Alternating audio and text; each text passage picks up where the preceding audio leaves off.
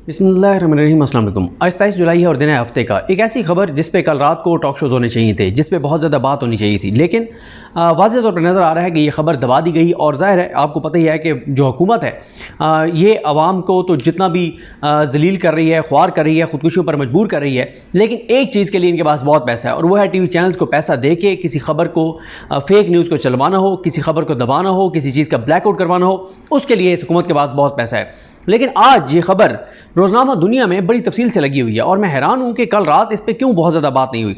और ये वो खबर है जिससे आपको अंदाज़ा होगा कि क्यों इस हुकूमत को बैसाखियाँ इससे लेकर और इस हुकूमत को क्यों हर सूरत में घर भेजा जाएगा, क्यों इसको इससे बैसाखियाँ लेकर और इसको घर जाने दिया जाएगा। उसकी वजह यह है कि ये इन्होंने जब PDM की हुकूमत आई तब भी झूठ बोल कर आए थे, गलत बयानी करके आए थे, अवाम को धोखा देकर आए थे, अवाम को उन्होंने बेवकूफ़ बनाया। पेट्रोल 70 पे ले जाएंगे, डीजल 70 रुपये पे ले जाएंगे, बड़े हम तजर्बाकार हैं।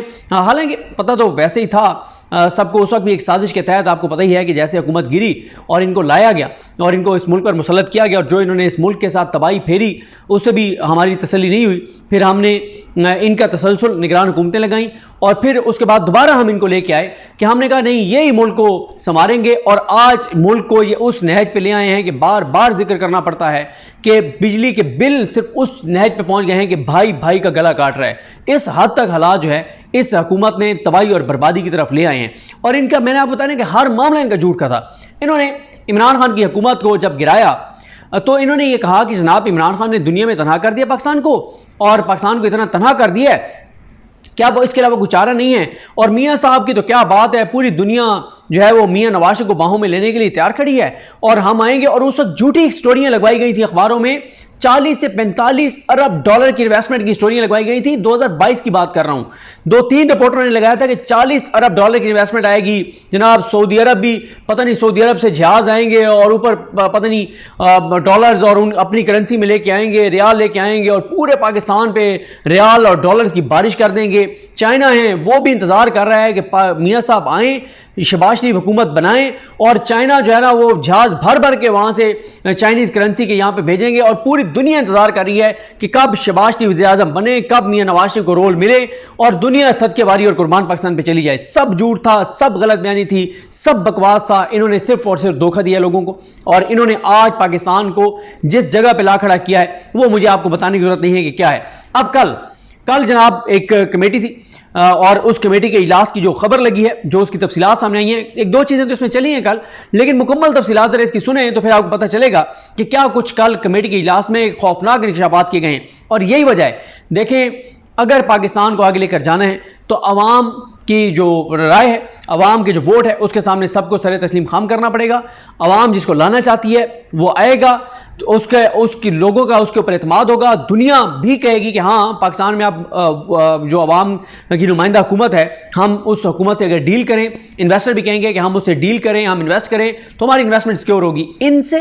इनके नाम पे कोई आके इन्वेस्ट करेगा जिनकी अपनी असासें, जदादें, औलादें, कारोबार, सब मफादात, सब कुछ लंदन है, UK है, जो इस वक्त भी शरीफ फैमिली हो, जरदारी फैमिली हो, मोहसिन नकवी हो, अभी तक ये लोग दुबई में असास जदादें खरीद रहे हैं और प्रॉपर्टीज खरीद रहे हैं। कोई किसी को मतलब किसी चीज़ ने काटा है कि जिस मुल्क की हुकूमत और हुक्मरान खुद उस मुल्क पे एतमाद ना करते हों और प्रॉपर्टीज बाहर खरीद रहे हों और पैसा बाहर ट्रांसफर कर रहे हो, कोई और आके इस मुल्क में इन्वेस्ट करेगा, कोई और आके पाकिस्तान में इन्वेस्ट करेगा? सवाल ही पैदा नहीं होता। और ज़रा मैं आपको चीज़ें बताता हूँ कि कल क्या बताया गया, और ये आप कमेटी में बताया गया है, हुकूमती लोग बैठे थे, उसमें क्या बताया गया। सेक्रेटरी इक्तसादी अमूर डिवीजन ने कमेटी में इंकशाफ किया कि सियासी वजूहात की वजह से दिया मीर बादशाह डैम पर कोई बैरूनी सरमायाकार आने को तैयार नहीं। सऊदी अरब ने दोबारा उधार तेल की सहूलत फराहम करने की हामी नहीं भरी। सरकार के पास इतने वसाइल नहीं कि लोगों को रोजगार दे सके। सरकार के पास लोगों के माली हालात बदलने के लिए भी वसाइल नहीं। अब आप यहाँ पर रुक जाएं, देखें, बिजली के बिलों की सूरत हाल आपके सामने है, गैस के बिलों की सूरत हाल आपके सामने है, सेहत की सूरत हाल आपके सामने है, महंगाई पाकिस्तान की तारीख की बुलंद तरीन सतह पर है, इन्वेस्टमेंट पाकिस्तान की तारीख की कम तरीन सतह पर है, foreign direct investment, uncertainty Pakistan की तारीख की बुलंद तरीन सतह पर है। हर दूसरा पाकिस्तानी मायूस नजर आता है, हर दूसरा पाकिस्तानी पाकिस्तान छोड़ के जाना चाहता है, उम्मीद खत्म हो गई है। किसकी वजह से? ये इनकी वजह से जो चोर डाकू और लुटेरे इस मुल्क पर मुसल्लत हैं, जिनको 17 सीटें लोगों ने दी और उनको उठा के और इक़्तिदार दे दिया गया, उनको मुसल्लत कर दिया गया और आज वो स्नैच पे ले आए। अब आप बताएं, सऊदी अरब के बारे में बड़े दावे करते थे कि बड़े मियाँ साहब के तल्लुकात हैं, सऊदी अरब गए तो बताया गया कि मियाँ साहब जनाब वो सऊदी अरब, अच्छा हाँ, आप उस वक्त की क्लिप्स निकाले कोई बंदा, जब मियाँ नवाज शरीफ पाकिस्तान आने से पहले सऊदी अरब गए थे तो यहाँ पे कितने प्रोग्राम हुए कि मियाँ साहब जनाब अपना जा रहे हैं सऊदी अरब और बहुत बड़ी वहाँ से इन्वेस्टमेंट ला रहे हैं, बड़े बड़े दावे किए गए। और हालत यह है कि डेफर पेमेंट पे, सिर्फ डेफर पेमेंट पे उन्होंने हमें ऑयल देने की, तेल देने की सहूलत भी ख़त्म कर दी है। और ये सहूलत कब दी गई थी? इमरान खान के होते हुए। और दावा क्या किया गया था कि इमरान खान ने मोहम्मद बिन सलमान को नाराज़ कर दिया है और सऊदी अरब बड़ा नाराज़ है इमरान खान से और सऊदी अरब शरीफ खानदान से बड़े करीबी तल्लुकात हैं। ये पढ़े हैं तल्लुकात, ये पढ़ी है उनकी हकीकत। डेफर पेमेंट पे ऑयल देने से भी सऊदी अरब ने इनकार कर दिया है। जो डेफर पेमेंट पे ऑयल नहीं दे रहे वो इन्वेस्टमेंट आगे करेंगे। क्या सऊदी अरब को नहीं पता कि पाकिस्तान में इस वक्त हालात क्या हैं? क्या सऊदी अरब को नहीं पता कि फॉर्म 47 की यहाँ पे हुकूमत है? मुझे बताएं कि 19 मई की इन्होंने तारीख दी थी और बड़े बड़े इन्होंने जनाब अखबारात में खबरें चलवा दी, बड़े दावे ये वो, कि 19 मई को आ रहे मोहम्मद बिन सलमान। मई गुजर गया, जून गुजर गया, जुलाई भी गुजर गया, मोहम्मद बिन सलमान नहीं आए। भाई यहाँ से इंटेलिजेंस रिपोर्ट जाती हैं हर मुल्क को, कौन सा मुल्क है जो आके इनके साथ लग के और अपने आप को वो मुल्क डिस्क्रेडिट करेगा पाकिस्तान की आवाम की नज़रों में? आए कोई मुल्क खड़ा हो इनके साथ, जो मुल्क इनके साथ खड़ा होगा डिस्क्रेडिट हो जाएगा। जो भी इनके साथ खड़ा होता है वो डिस्क्रेडिट हो जाता है, अवाम की नज़रों में अपनी इज्जत, वकार, एहतराम सब कुछ वो शख्स खो देता है। और जो भी इनके साथ खड़ा होता है, चाहे वो कोई शख्स हो, चाहे वो कोई इदारा हो, चाहे वो कोई मुल्क हो, कोई भी हो जो इनके साथ। और हालत ये हो गई है इनकी कि मुझे पता चला कि एक रिटायर्ड जज साहब हैं लाहौर हाई कोर्ट के, उनको बड़ी इन्होंने कोशिश की, और सुप्रीम कोर्ट के एक जज साहब हैं हाजिर सर्विस, उन्होंने बड़ी कोशिश की कि उनको नून लीग की हुकूमत जनाब ओहदा देना चाहती है। सुप्रीम कोर्ट के एक हाजिर सर्विस जज साहब ने भी कहा कि आप ये ओहदा ले लें। उसने कहा जी मेरी माफ़ी है, मेरी तौबा है, मैं नहीं ले रहा ये ओहदा। हर बंदे को पता है कि इस सेटअप में जो आएगा, जो इनके साथ खड़ा होगा, अवाम की नज़रों में वो इज़्ज़त, एहतराम, वकार अपना खो देगा, लोगों की वो नफरतें समेटेगा। और इनके इतनी ज़्यादा, और ये खुद ये मान रहे हैं, इनके अपने सेक्रेटरी मान रहे हैं कि मुल्क के अंदर जो सियासी अदम इस्तेकाम है उसकी वजह से इन्वेस्टमेंट नहीं आ रही। मूडीज़ यही कह रहा है, वर्ल्ड बैंक यही कह रहा है, IMF यही कह रहा है, फिच यही कह रहा है कि जब तक पाकिस्तान में सियासी इस्तेकाम नहीं होगा तब तक मुआशी इस्तेकाम नहीं आ सकता। और हालात आपके सामने, आम आदमी की कमर टूट गई है। चौथा हफ्ता है मुसलसल महंगाई में इजाफा हो रहा है, कोई रिलीफ नहीं है, कोई आवाम को सुख का सांस नहीं है, कोई चैन नहीं है, कोई। और इनकी हालत देखें, इन्होंने बजट जो इनको दिया गया उसी तरह से इन्होंने पास कर दिया। एक इन्होंने कोई अपनी मर्जी की चीज़ नहीं कर सके, और जो हाँ अपने चीज़ें पूरी रखी, अपने बजट बढ़ा लिए, अपनी मराहत बढ़ा ली, सब कुछ कर लिया, अवाम के लिए कोई चीज़ नहीं है। अवाम के लिए सिर्फ तबाही है, बर्बादी है, धक्के हैं, खुदकुशियाँ हैं, जलालत है, कोई सुख का सांस नहीं है।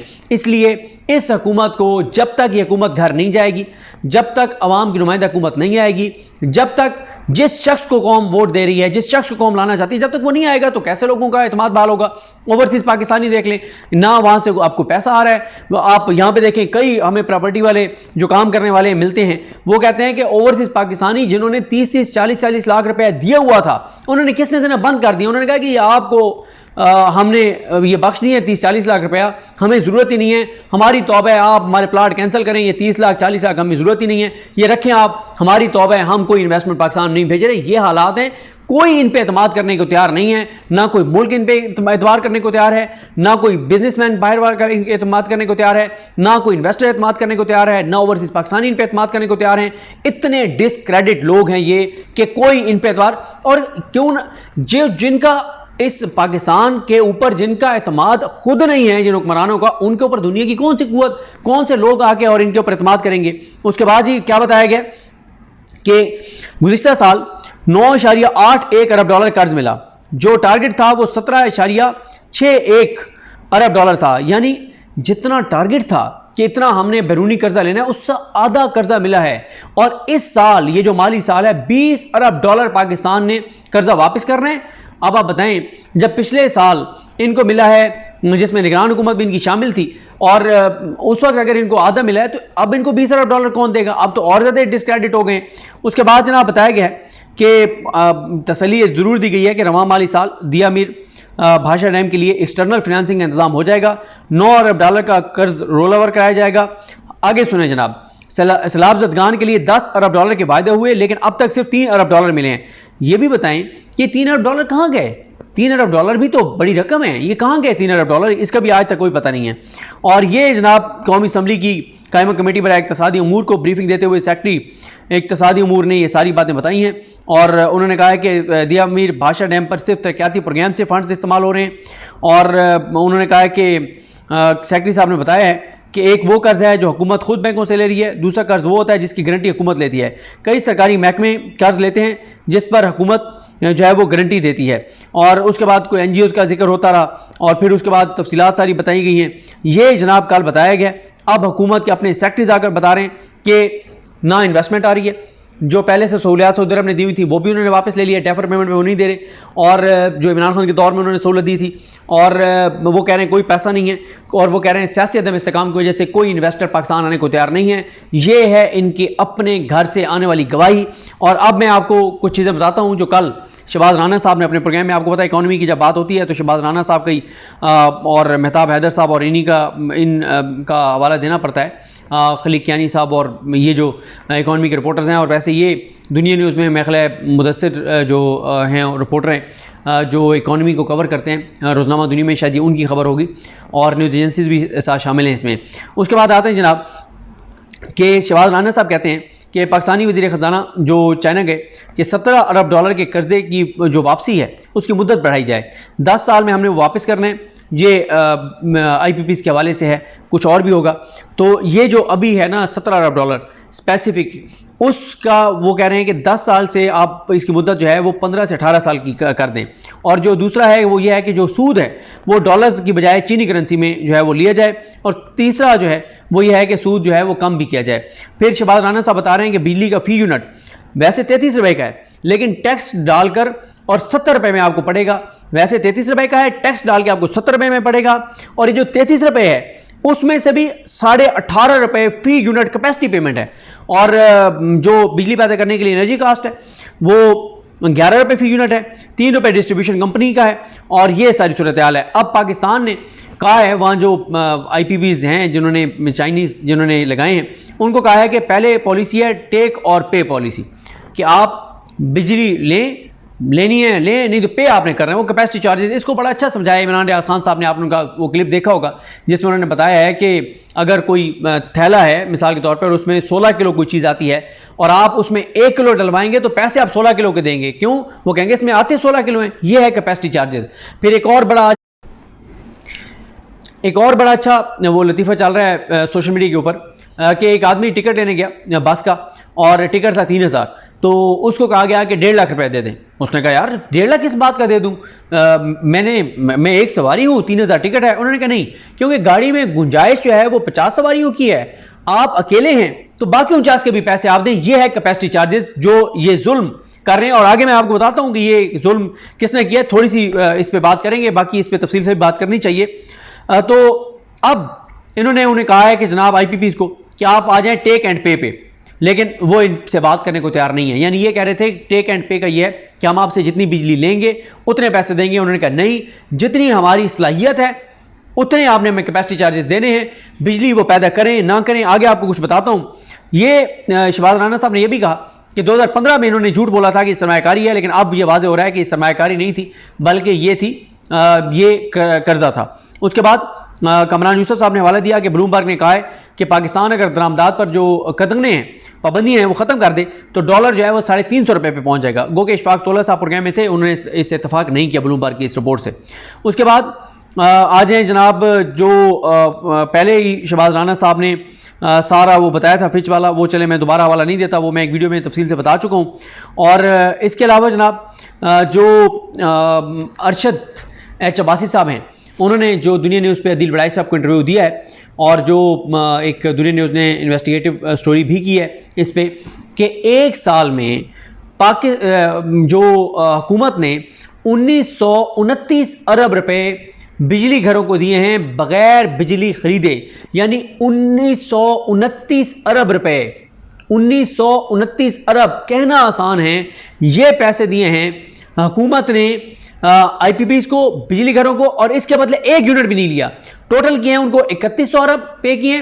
3100 अरब में से 1200 अरब जो हैं वो उसकी बिजली खरीदी है। बाकी 1900 अरब कैपेसिटी चार्जेस की मद में 1 साल में इस हुकूमत ने दिए हैं। ये है वो तोहफा मियां नवाज शरीफ का जो उन्होंने पाकिस्तान को दिया था। तो देखें, ये हुकूमत डिस्क्रेडिट इस हद तक है कि ना, मतलब कहीं से कोई सुख का सांस नहीं है, किसी शोबे को कोई सुख का सांस नहीं है।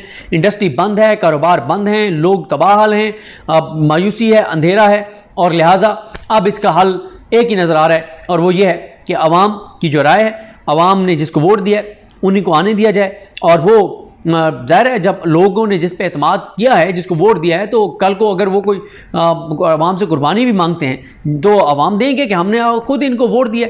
जिनको अवाम ने वोट दिया नहीं है, एक तो अवाम ने इनको जिनसे नफरत का इजहार करके उनको मुसलत किया, उनको मुसलत कर दिया, तो अनसर्टेनिटी तो मुल्क में आनी थी।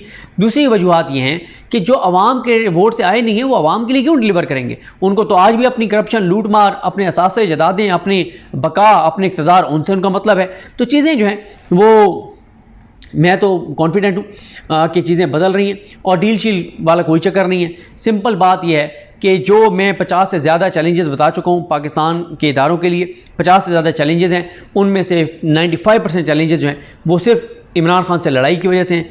एक, इमरान खान को अगर इसको एक्सेप्ट कर लिया जाए कि अवाम ने उसको वोट दिया, इस रियलिटी को एक्सेप्ट कर लिया जाए, तो 95% मसाइल तो एक झटके में ही ख़त्म हो जाएंगे। और जब कोई ऐसी हुकूमत आएगी जिस पे अवाम का एतमाद होगा, जिसको अवाम ने वोट दिया होगा, तो वो फिर मुल्क को इस बात का एहसास भी करेंगे कि अवाम का वोट लेके आए हैं। इनका तो आपने देख लिया, दावे बड़े बड़े थे, सऊदी अरब से ये कर देंगे, वो कर देंगे, और हालत यह है कि शहबाज शरीफ साहब जो हैं वो डेफर पेमेंट पे ऑयल की सहूलत में, तेल की सहूलत जो इमरान खान के दौर में मिली थी, वो सहूलत भी सऊदी अरब ने वापस ले ली है। तो ये है इनकी क्रेडिबिलिटी, ये है इनकी सूरत हाल। तो गेम इमरान खान की ऑन है, और चीज़ें तेज़ी से बदलेंगी, और क्योंकि इसके अलावा अब कोई चारा नहीं है। देखते हैं चीज़ें कैसे आगे बढ़ती हैं, आपको अपडेट करेंगे। मुझे अपनी दुआ में याद रखें। अलग हम सबका हामी नासरो। अल्लाह हाफ़िज़।